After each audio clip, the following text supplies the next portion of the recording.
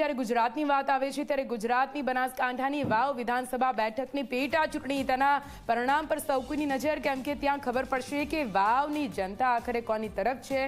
અને હાલ તો તમે જોઈ રહ્યા છો બનાસકાંઠામાં કોંગ્રેસના ઉમેદવાર ગુલાબસિંહ રાજપૂત વાવ બેઠક પરથી ચાલી રહ્યા છે આગળ। ગુલાબસિંહને 12,360 વોટ મળ્યા છે। ત્રીજા રાઉન્ડના અંતે અપક્ષ માવજી પટેલને 6,510 જેટલા વોટ મળવામાં અહીંયા સફળતા પ્રાપ્ત થઈ છે। વાવમાં ત્રીજા રાઉન્ડના અંતે કોંગ્રેસની લીડ 1173 જેટલી થઈ છે। જો કે આ લીડ એટલી વધારે ન કહી શકાય, કાંટેની ટક્કર ચોક્કસથી છે। હજુ એક બાદ એક રાઉન્ડ ખુલી રહ્યા છે। ત્રીજા રાઉન્ડના અંતે કોંગ્રેસની લીડ 1401 વોટ પર પહોંચી છે।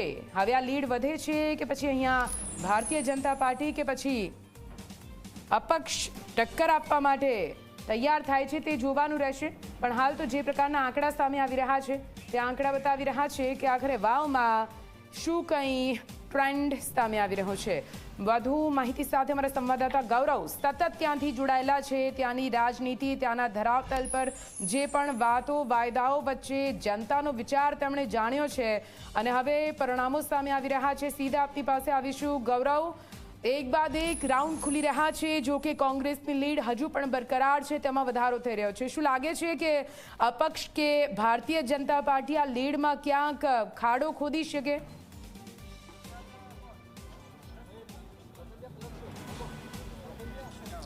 હજી ચોક્કસ નિધિ આ લીડમાં ખાડો પડી શકે છે, કારણ કે અત્યારે જે ઈવીએમની મતગણતરી થઈ રહી છે તે વાવ તાલુકાના ઈવીએમની મતગણતરી થઈ રહી છે। ત્યારબાદ સુઈગામ તાલુકાના ઈવીએમની મતગણતરી હાથ ધરવામાં આવશે અને ત્યારબાદ બાબર તાલુકામાં જે જિલ્લા પંચાયતની સીટો છે તે ઈવીએમની મતગણતરી હાથ ધરાશે। અત્યાર સુધીના જે 4 રાઉન્ડ પૂરા થયા છે તે 4 રાઉન્ડમાં કોંગ્રેસ આગળ નીકળી છે। પ્રથમ રાઉન્ડમાં કોંગ્રેસને 258 મતની લીડ મળી હતી, બીજા રાઉન્ડમાં કોંગ્રેસને 46 મતની લીડ મળી હતી, ત્રીજા રાઉન્ડમાં કોંગ્રેસને 800 કરતાં વધારે મતની લીડ મળી હતી અને ચોથા રાઉન્ડમાં કોંગ્રેસને 256 મતની લીડ મળી હતી। ટોટલ જો કરીએ તો 1410 મતથી કોંગ્રેસ આગળ ચાલી રહી છે। પરંતુ આ જે વલણ છે તે હજી શરૂઆતનું વલણ કહી શકાય, કારણ કે ભાવમાં જે અત્યાર સુધીનો ટ્રેન્ડ આપણે જોયો છે તેમાં છેલ્લા રાઉન્ડમાં જ ઉમેદવારની હાર અને જીતનો ફેસલો થતો હોય છે।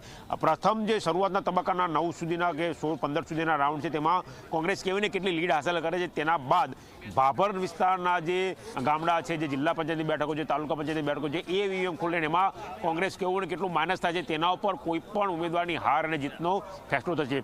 સ્વરૂપજી ઠાકોર પોતે બાબર તાલુકાના છે, ઠાકોર સમાજમાંથી આવે છે અને ઠાકોરના સૌથી વધારે મતદારો છે તે બાબર તાલુકામાં આવેલા છે, એટલે હાર અને જીતનો ફેસલો કરવો હાલ આકલન કરવું તે પણ મુશ્કેલ છે। શરૂઆતના તબક્કામાં જે વલણ આવી રહ્યું છે તેમાં કોંગ્રેસ 4 રાઉન્ડ અંતે આગળ છે, એટલે કહી શકાય કે માવજીભાઈ અને ગુલાબસિંહ વચ્ચે જે એક સીધી ટક્કરનો દાવો કરવામાં આવતો તે ખોટો છે। હાલ માવજીભાઈ ત્રીજા ક્રમે ચાલી રહ્યા છે અને સીધી ટક્કર કોંગ્રેસ અને ભાજપ વચ્ચે જોવા મળી રહી છે। નિધિ, બિલકુલથી ગૌરવ, આવે ફરીથી આપની પાસે નજર રાખજો તો આપે જોયું કેવી રીતે પેટા ચૂંટણીમાં હાલ તો વાવ બેઠક પર કોંગ્રેસનો વટ રાખતા ગુલાબસિંહ રાજપૂત સતત ત્રીજા રાઉન્ડના અંતે આગળ ચાલી રહ્યો છે ને એટલા માટે જ કોંગ્રેસમાં ખુશી હોય તે સ્વાભાવિક છે, કેમ કે ફરી એકવાર અહીંની જનતાએ કોંગ્રેસ પર વિશ્વાસ વ્યક્ત કર્યો છે। જો કે અહીંયા દાવાઓ જીતના તમામ દ્વારા કરવામાં આવ્યા હતા। આ વખતે માવજી પટેલ, એવી પણ વાત હતી કે માવજી પટેલ ક્યાંક ભારતીય જનતા પાર્ટીને ફાયદો કરાવી શકે છે અને કોંગ્રેસના વોટમાં ખાડો પાડી શકે છે, પરંતુ ચિત્ર જે સામે આવી રહ્યું છે તે તદ્દન ઉલટું છે।